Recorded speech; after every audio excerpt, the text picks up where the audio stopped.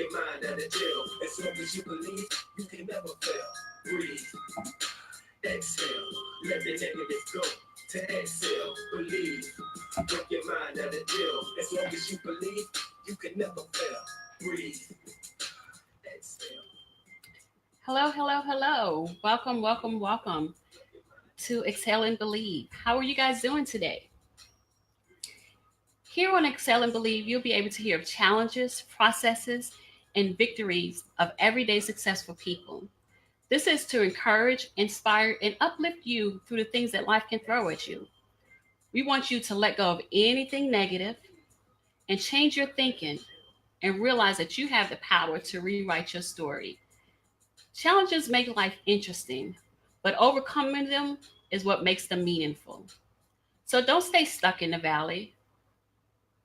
Don't compromise your integrity. Command your destiny and navigate your journey. Hi, if you're watching me on a replay, please in the comment section put hashtag replay and put the time that you're watching. I want to make sure that I'm at a convenient time for everybody. If you have any questions during the live show for me or for my guests today, please be sure to ask them. Any questions that are not answered live, rest assured we will go back and get you answers to those questions. So our show is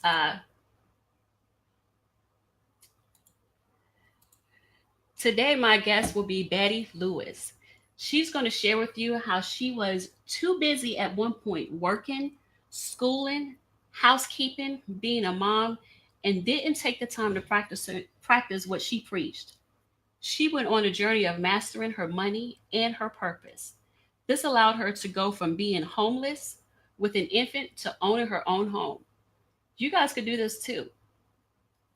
Betty says that financial success is 20% knowledge and 80% discipline. She took her fear of failure and turned it around, and now she helps others realize that it's never too late to get in tune with your star player and becoming masters of your money instead of slaves to it.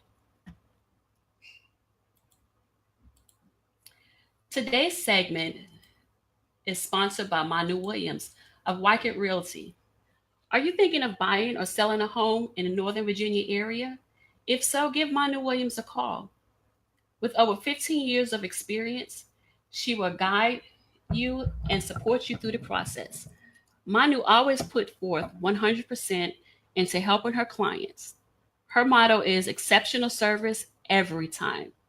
You can reach Manu at 571-264-7217, or you could email her at manuwilliamsrealtor@gmail.com. And now I would like to introduce you to all my guest, Betty Lewis. Hi, Betty. How are you? How are you? How are you? How's your audience? How are you guys? I am doing great. I'm doing great. So first off, let me I did a little intro on you, but I want you to kind of, give us a little bit about yourself. Whew. I am a financial coach, a motivator. I'm a mom of a busy 10-year-old little girl. I aspire to do so many things, and I feel so passionate about them, and I'm just so excited about everything that's happening. One of the things that I do is help motivate people to get their financial habits in line with their values. Most of us are living outside of our value system financially, and working with children to learn how to do the same thing. I know that most of us have our financial habits because we didn't have anybody to teach us. Our parents didn't know. And so we learned the hard way. And I just hope to raise a generation of children who are living in financial health because they started early. And I'm hoping that the parents, the moms especially, get to learn with them. And we just change the tide and create a generational shift in our financial health as a community. And so it's super important to me because I know how much financial turmoil can impact your mental, emotional health, where you decide to go to college. There's so many things, your marriages, there's so many things that you don't think are impacted by your financial health. I just want to eliminate that barrier to whatever your purpose is in life. And so that's what I'm here for. And I'm hoping to be able to, hopefully glean some wonderful wisdom with your audience, and hopefully they'll feel inspired by my story, because it is definitely not a silver spoon fed story. Right. And so, yeah, that's where I am. Okay, so in audience, we have some things for you that we're going to let you all know about at the end of this interview. Some collaboration that Excel and Believe in Betty will be doing. So it's great news for you guys. So stand by, watch it to the end. Okay, Betty. So just a little bit about your story. I just want to say that you mentioned in your story how at one point you were homeless with a toddler. You say your daughter is 10 now, but at this moment, how old was your daughter? So my daughter was, time flies, right? My daughter was 9 months when I moved into a transitional shelter. Wow. But I was probably teetering on potential homelessness even when I was pregnant. Um, and let me just give you a little bit of backstory is I've always been financially conscious. And this experience was very humbling for me, because I think in my younger years, I just thought that people found themselves in their financial plights because, they weren't making good financial decisions. They were giving into impulse. And what I had failed to realize is that some people find themselves in the situation they're in because life happens to them. You can't predict that a spouse will pass away early, or, you'll have a medical condition the medical bills will wipe out, your life savings. Right. There are all kinds of things that can impact you that is not a direct result of your just negligence or, just lack of discipline. And so this experience was very humbling for me, because it allowed me to be able to see people from a different perspective and have something unique to really understand about my client when I'm looking across from them. So for me, I was a saver. I had, emergency funds from the very beginning. I had, and I was investing very early. And I lost my job. And I got another job fairly quickly, but it didn't make half as much as I made before. Wow. I had just bought a new car, and here I find I'm pregnant. And I had moved out of my home originally because I wanted to save to buy a home. So I moved in with my sister thinking I'm going to take a couple of months and save up and buy a house. And then I learned that I was pregnant. And all of these financial, I would say, snowballs were being thrown at me. All it felt like at once. And I wasn't quite ready for the mortgage note that a child really is. They're very expensive. Right. And Yes. as I got closer to the end of term, I began to really realize how much of an investment a child is. And not just of your time, but, of your money.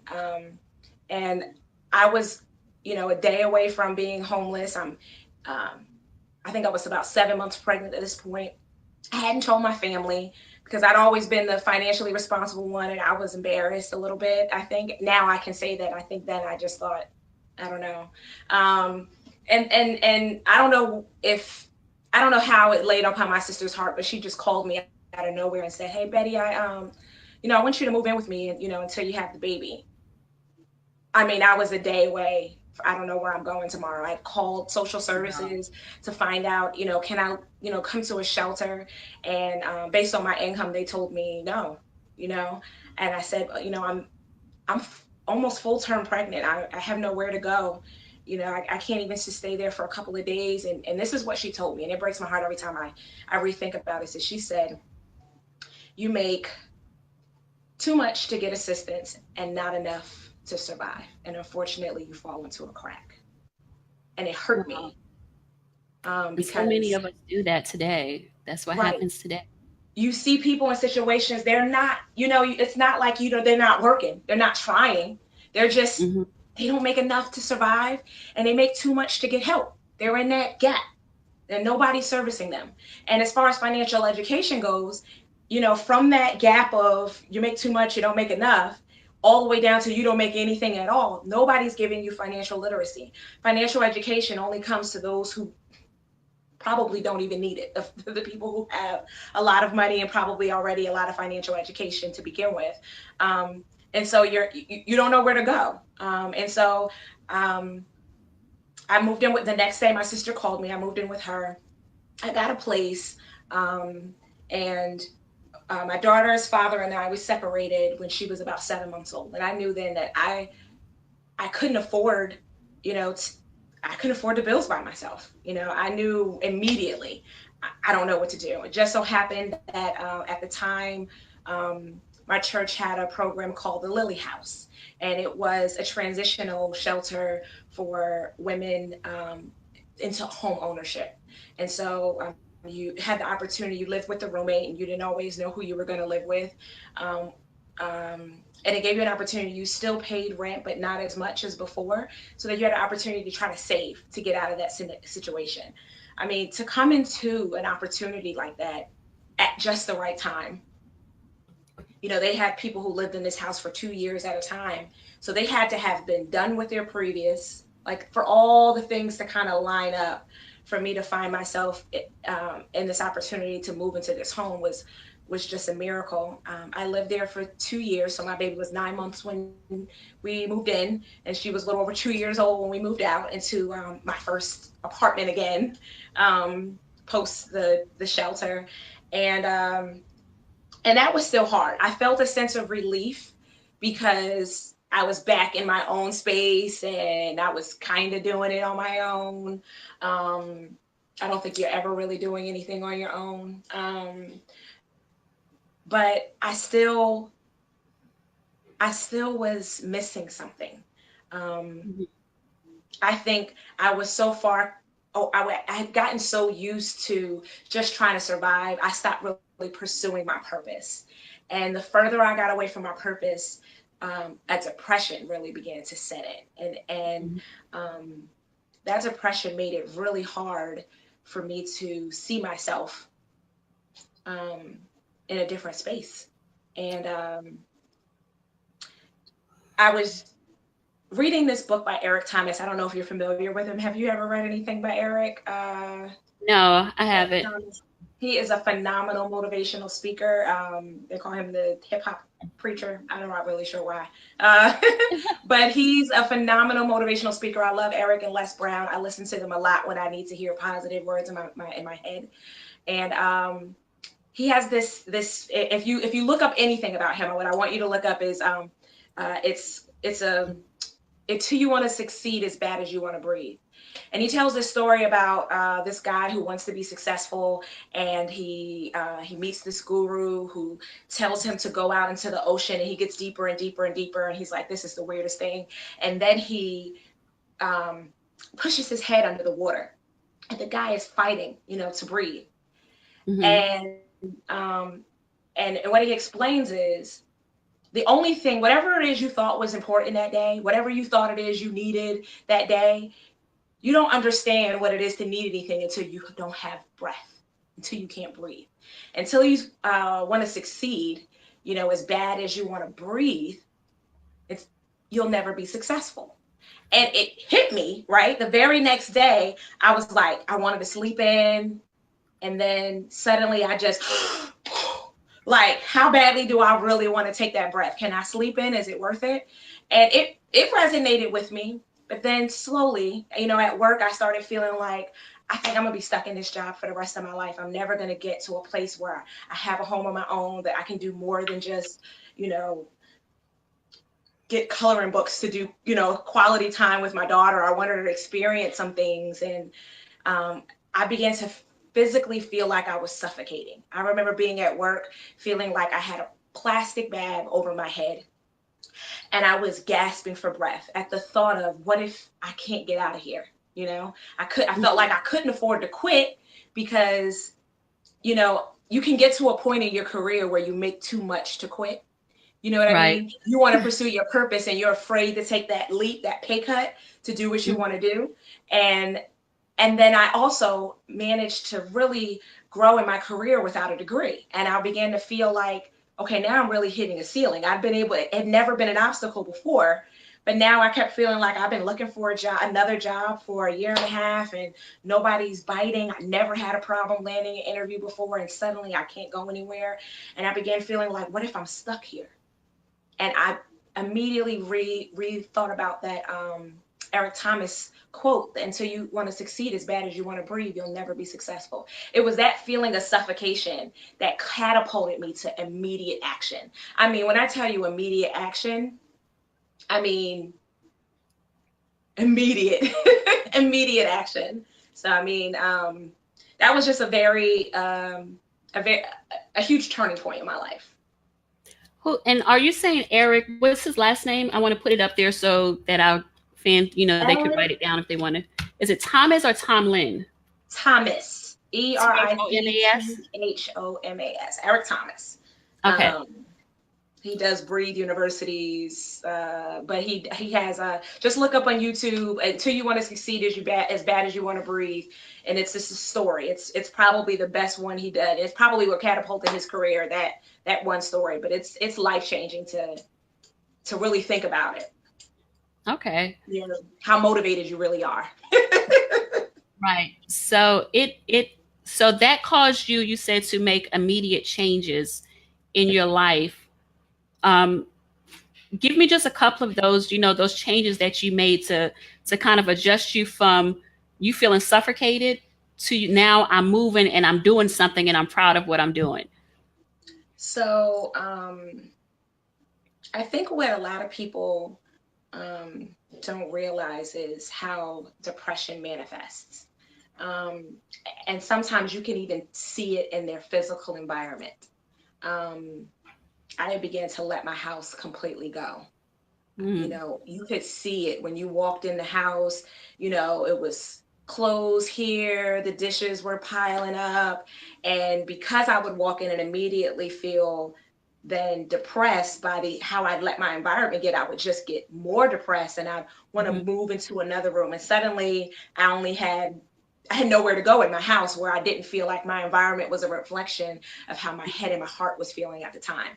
I was still dealing with a lot of undealt with things, and my finances was definitely just one of them. So the very first thing I did was I did a 100-day declutter project, a 30-day declutter project, and it was to get rid of 100 things in your house every day for 30 days, which sounds crazy. Yeah. But really, a piece of paper is a thing, right? Okay. So you can count, little pieces of paper. And what sparked me doing this is, and this gets back to the financial piece, which I think is, I was sitting in the living room and I had spent all day doing laundry. And I mean, all day doing laundry. It's just me and my daughter. How do two people make this much laundry? I don't know. But what I know is it happened because I had continued to acquire clothes. I could not do laundry for a whole month and not run out of clothes very easily. So as long as I had clothes, I could push off laundry day, another day, another day. And I was listening to this audiobook. I'm an avid audiobook listener. And they were talking about decluttering things, and it was talking about how you spend your time. Everything is a limited commodity, and I'm spending my whole day doing laundry because I own so many clothes. And I immediately was like, I don't want to own this many clothes. I would much rather have my time back than have a lot of clothes. So I started looking into staple pieces, like what pieces I could mix and match to make me feel like I still had a lot without actually having a lot. And then I started reading books and thinking about, do these clothes even make me feel good about myself? Do they even look good on me? Do they fit? Why was I holding on to those things? I started asking myself all these questions. These same questions are the same questions you'd ask yourself about anything you tend to go out and purchase and acquire. Why? Why do you hold on to 1 million books, when you can donate them to the library and be a blessing to the community and reborrow them anytime you want for free? Bookcase? I have a bookcase, but I used to have a lot of books. because I felt like, I don't know, they were trophies, I think, for me, I think a little bit. Um, but with clothes, I went through and I solicited help. You got to know when you need help. I solicited Robin actually to come over because she is a fashion extraordinaire, to come in Yes. and help me edit my closet. I told her exactly how I see myself, what kind of person I envision myself as, my style. I showed her pictures of things that I like, and she removed everything that wasn't in line with it. In a dark bag, it goes one thing. I got to 100 items, so I got some big stuff like clothes and shoes. And every once in a while, she would let me, override her on something that was kind of debatable. But She's it was very tough. hard to. It was she. I had her do my office, and and it's so funny that you say that because I had her do my office, and I had to go to an appointment, so I had left her here, and she was doing it. And when I got back, she had like a pile of stuff. She said either file it or trash it. And she's just so, and I told her, I was like, that's a business for you. That is a business for you. So we're going to be coming out with an organizing something from Robin for you guys soon. It But go ahead, go it ahead. is it is a gift, and she was hardcore, and I'm that way when it comes to like organizing your closet. Like I can organize your space, but letting go of things is something I have a hard time. I can figure out how you can make everything work in the space you have, but letting things go is something that's not my gift. Robin can throw some stuff away, so I I know, let her get come in stuff away. and throw some things in a black bag. I purposefully picked black so I couldn't look and remember what's in there to try to take it out. And she made me take it out of the house immediately, so I couldn't try to veto anything after she left. And that was the beginning. I just began getting rid of little things, going around my daughter's room. What can I get rid of? And it was almost like fun to me at that point. Like, what can I throw away? What can I throw away? And as I began to declutter my physical space, I began Hmm. to declutter my mind and my emotions, and then I could focus on what I really, really wanted. And that was getting back into um, financial services for everyday people. I knew how just this one plight in my life had set me back. And this was just from something as simple that lots of people deal with every day, job loss. Government furloughs all the time, and that can impact your budget for years. And so I wanted to get back into that space where I was mentally and emotionally happy and healthy because I was pursuing my vision and I wasn't cluttered with, a million different things. And Right. so once I got that in place, um, I began to have dreams. I would have all these ideas for the financial business and for my daughter. And I would be trying to sleep, like actively telling my brain to shut up. Like, I am trying to sleep now. And it would be like God was saying, until you get up and write this down, you're not going to sleep. Finally, I would just Mm. give up and go, okay, let me write it down. Let me write it down. And then suddenly I have peace and I can sleep through the night. And I woke up and how connected I am to Robin. I call her and be like, I don't know what is happening, but I cannot, it's like I'm being bombarded with, you know, vision, just throwing things my way. And it's almost like I only got one life, guy. You really want me to execute all these things in one Believe moment? And how can I do it? And then resources just started opening up for me, and me. opportunities, a job that I'd applied for and got declined for 8 months prior to, out of nowhere, called me up and said, hey, that position you applied for opened back up in a different city, and you were the first person we thought about. Would you be Wow. interested in the job?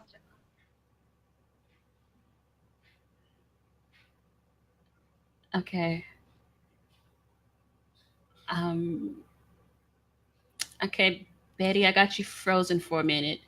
So we're gonna give Betty just a few minutes to figure out what's going on with her.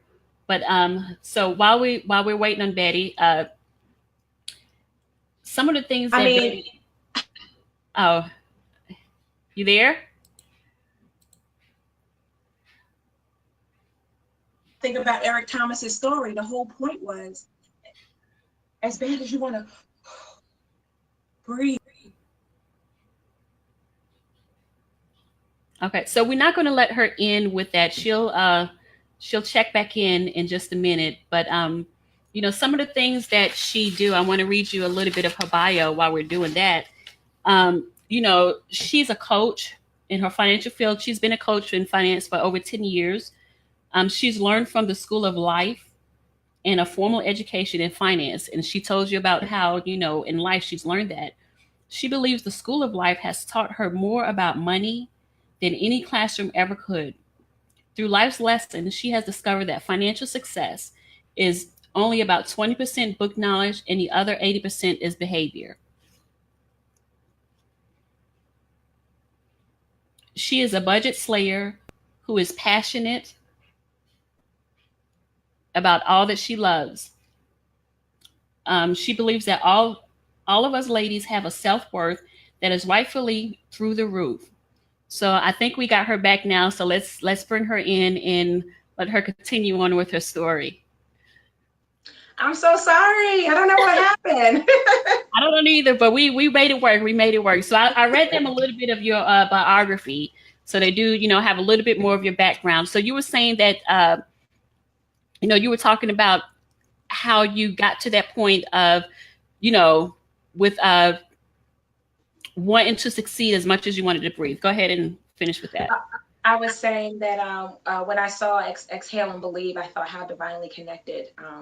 The big catalyst for that epiphany moment, a turning point in my life was hearing Eric Thomas say, until you want to succeed as bad as you want to breathe, you'll never be successful. And so to hear exhale, this idea of this breathe, and then believing in myself that I could do it, it just felt like, oh, you tapping on some places. You tapping on some places, Miss Valerie. So yeah, it required me to take a deep breath, right, to believe in myself, and to persist. And I think the biggest obstacle I had was overcoming fear of failure, and perfectionism. Is I had to learn that done is better than perfect, right?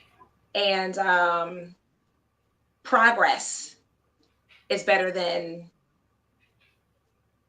perfection as well. You know, they say practice makes perfect, but practice makes progress.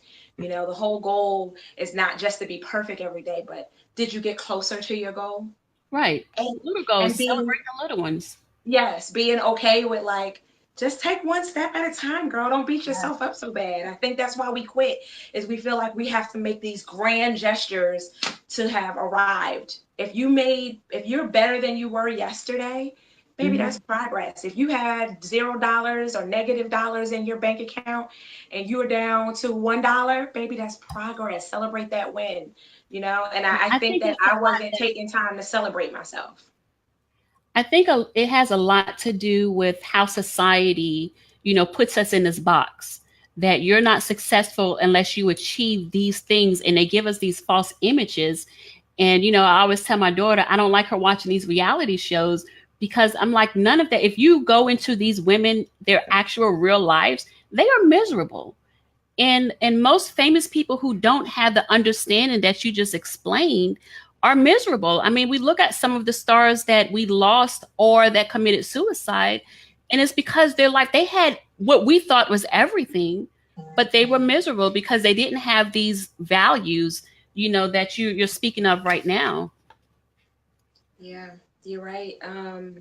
That's part of the reason why I named the company Young, Rich, and Rooted. I don't know if I got a chance to really explain what what they all mean is.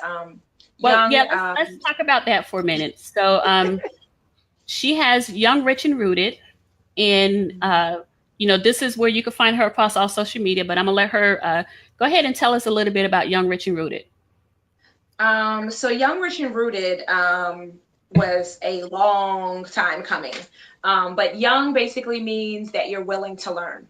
I don't think that youth is an age, it's a mindset. If you are 80 years old and you still feel like there's something you can learn in life, you're still growing, you're still young. The moment you decide that there is nothing else you can learn, you're old. Point blank period, you're old. So young is just about being willing to learn. No, taking in, being a lifetime learner, of anything, whether it's learning more about yourself, or reading books. Rich is knowing what to value. It's not about how much money you have. When you are truly rich, then you don't try to fill your life with things, because you understand that people and experiences, those are things that can't be bought. You know what I mean? And so you begin to value things differently, and you retain a lot more of your money because you're not spending them on things that are not fruitful. So you quite literally can become rich, just knowing what to value.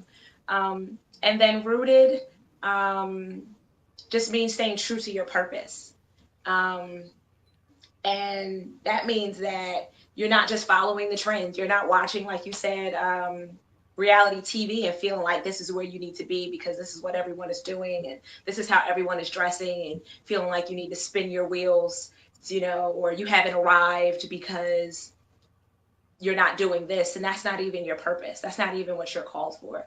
I use this example quite often is, people feel like, society, as you said, has defined that you're not successful unless you have a big house and you drive, two cars and you have X and Y. But if you're a wanderlust, kind of like me, you like to travel, then you won't even appreciate a mansion because you Right. never would want to be there in the first place. So Mhm. purchasing one is not in line with your values. You're not staying true to your purpose. If you Right. love to travel, then your financial decisions should be congruent with those things. How you conserve your money, you don't spend your money on other things so that you can afford the things that are in line with, your purpose. And I feel like that's the piece. Is most of us are just doing what society told us to do. We're not thinking for ourselves. Right. Um, So, okay, and then, so well, the surprise, not the surprise, but what we have decided that we're on, that we are going to collaborate together on is that Betty has agreed to work with us and bring you Financial Fridays. So, yay. Yeah. So, I'm very excited about that. And we haven't chosen which Friday it's going to be, but we will let you know. We're going to give Betty some time to kind of, get some things together and everything. But, just connecting with her through Robin, one, Robin is awesome. And I'm going to get her because she was supposed to be here today. But if Robin's not where she says she's going to be, believe me, that's because she's working. She's busy. She's doing something. She don't just never not do anything. But so she's going to be bringing us Financial Fridays, and it's going to be her portion. So on a New Day Nugget, it's not going to be a live show. They're going to be pre-recorded because we want to make sure that she gets in everything that she has for you for that particular topic. Um, and just give you information, things that she's learned out of, from life, and things that she's learned in school. And like I said, I read you her bio. So, she has over 10 years of experience. When I used to teach Zumba, I used to tell people, I'm not just some skinny chick telling you could do this, because I was, I used to carry my fat girl pants around with me. So Betty is the same way. She's not just, getting book knowledge, what they told her, about finances. She's actually been through this. And I know Robin talked about, but I know one of the things you want to do, and I want you to talk about it real quickly here, is that about the penny challenge. yes, the penny challenge, that goes back to kind of what I was saying about small steps, progress. Is I think that most people don't take action because they feel like it has to be this grand gesture. Mhm. And you can't do anything with something small. And I wanted to prove that you could make great strides with something as simple as a penny. Um, and I started ironically, really saving with change with my daughter is I wanted her to understand money early. So since she was about 4 years old, she has had a budget. She's had a banking system in her channel, Born Rich, and she's got a book coming out. She's doing phenomenal things. But I wanted her to understand how important it was to value something as simple as a penny. Years ago, I had a pastor say, sometimes God will test you with the little things before he'll reward you with the big things. And so when you see a penny on the ground and you walk past it, you're saying you don't even value that penny. And ever since he said that to me, I mean, there are times where I am late for work and I'll see a penny in the parking lot and I really want to keep moving. And I'll have that thought come into my head. I'll be like, oh, I'm about to miss my $1 million blessing. Let me pick up this penny. God giving me one more test. Let me pick up this penny. But it's so funny because those little elements, like that was 20 years ago that I heard that message. And here we are, fast forward, and we have the penny challenge. And so it's like all these little things have been kind of leading up to this place.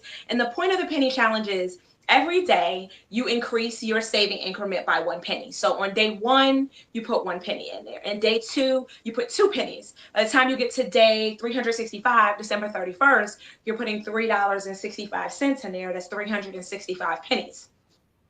And when you get to the end, your savings goal, you'll have saved $667 and some change. I can't remember the change exactly. Wow. But the point is, that's not a small amount of money, but you did it with pennies. And it only requires just a little bit of a sacrifice. And it builds your discipline because at first it's just a little bit. It feels like it's not adding up very quickly at first, but it's just building up that muscle memory of purposefully thinking about saving.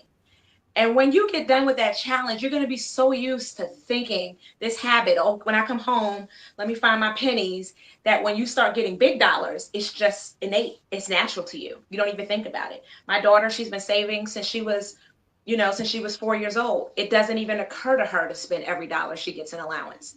Doesn't even occur to her. So is the penny challenge going to be something we have to look forward to in Financial Fridays?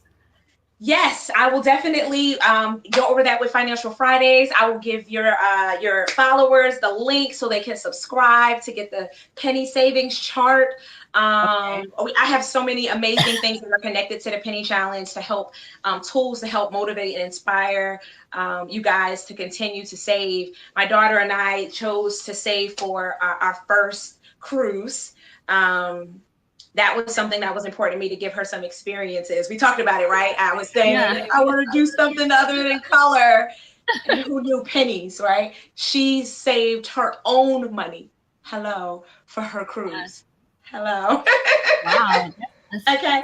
Deja, you need to come and be friends with this, Yes, absolutely. YouTube, follow Jordan's YouTube page. I absolutely. But yeah, the penny challenge is just, it's a fun, easy way, we do Sunday savings at 7.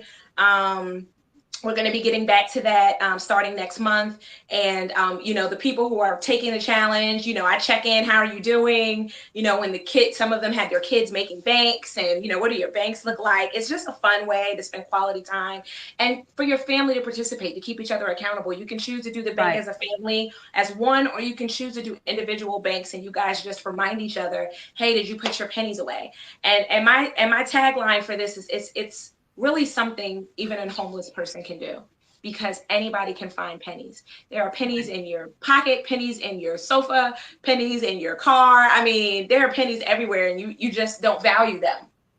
Right. And so you just leave them there. Now we're going to give your money some purpose.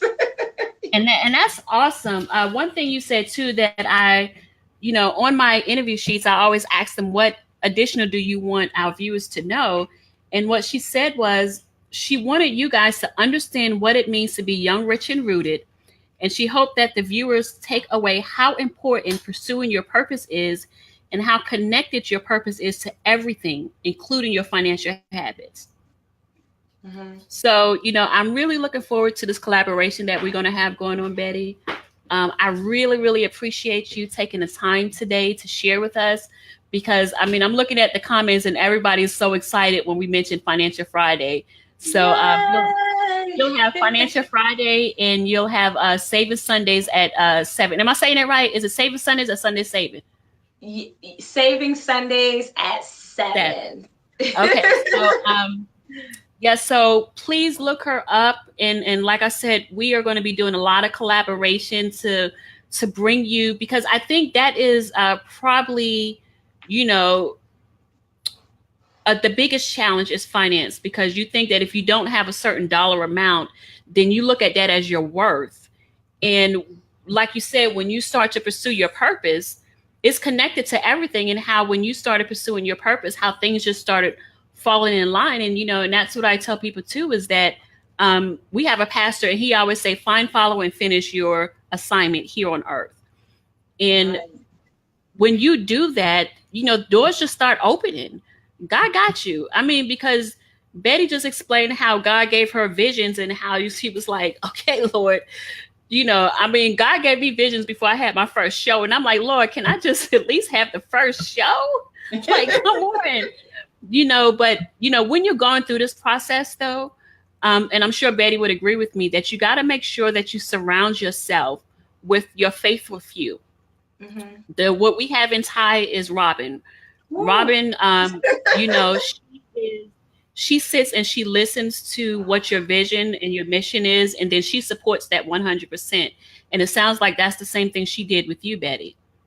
She did. And it's so funny. Robin and I were chatting about a week ago, and she was saying something about everybody should have a Robin. And it was, the idea was, and I was saying, this needs to be on a t-shirt. I promise you it need to be on a t-shirt. It's this idea that everybody feels like they need to be Batman. They need to be the light, the main character. Right.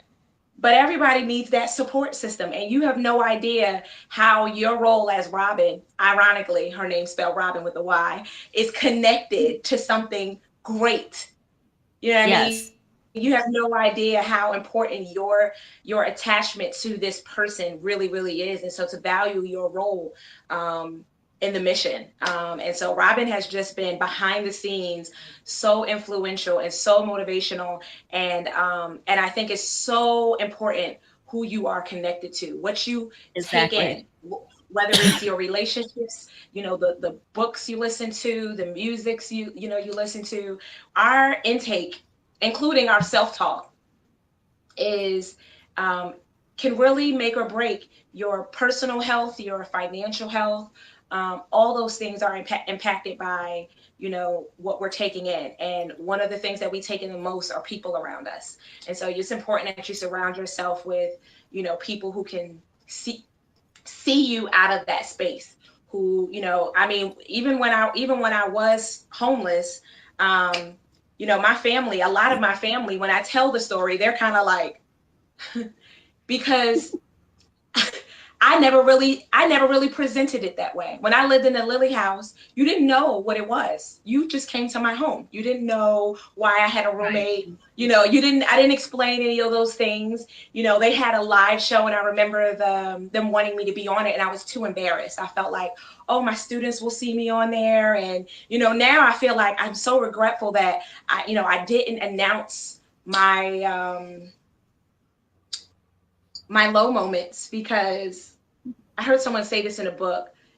If you read a story and there is no tragedy, no trouble, it's the most boring book you'll ever read. The book is amazing because of the struggle that, you know, the main right. character goes through. So when they're triumphant, when they rise out of it, it just makes it so much better. So I want to encourage everybody who's listening that if you are in a bad place financially, you know, this is just part of the amazing story you're going to tell when you're done. This is the best part. Write it down, journal it out, because when you come out of this place, you're going to want to remember all the details, all of the struggles, all the time you skip the meal so your babies can eat, you know, all of the times. I could not imagine going from being homeless to owning my own home within 10 years. And it wasn't even that long, because I bought the house about 2.5 years ago, and I moved out of shelter. She was 2. So, I mean, it really was like a 4 to 6 year gap.